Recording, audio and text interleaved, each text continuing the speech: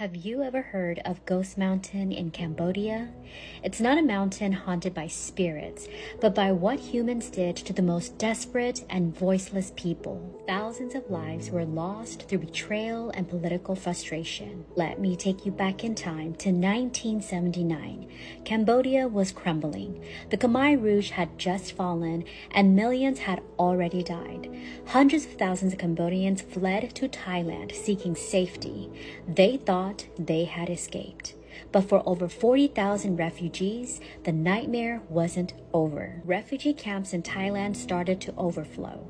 The Thai government grew increasingly angry. They believed the United States and other Western countries weren't acting fast enough to help resettle Cambodian refugees. So, the Thai military decided to take matters into their own hands by getting rid of the refugees themselves. In June of 1979, Thai soldiers forcibly rounded up over 40,000 refugees, many of whom were women, children, and elders. They were loaded up onto buses and driven north to a remote mountain near the ancient Priyavihir temple. But this wasn't a transfer.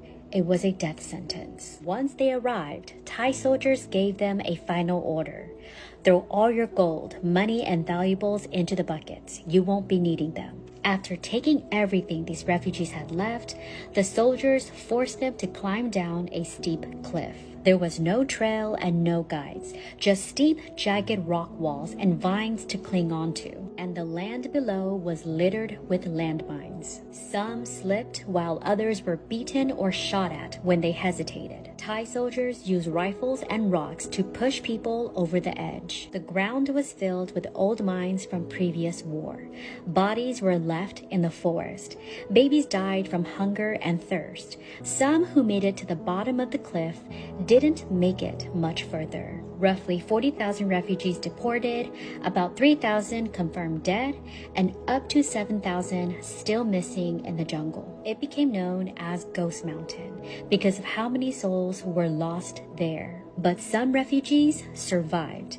They hid in the jungle, waited until night, and moved quietly. After days and nights without food or water, many finally reached Cambodian villages and begged for help. Eventually, international aid workers and journalists exposed the atrocity. Outrage spread. The United Nations High Commissioner of Refugees and non-governmental organizations rushed in. Survivors were driven, carried, or walked back across the border. This time, they weren't dropped into the jungle.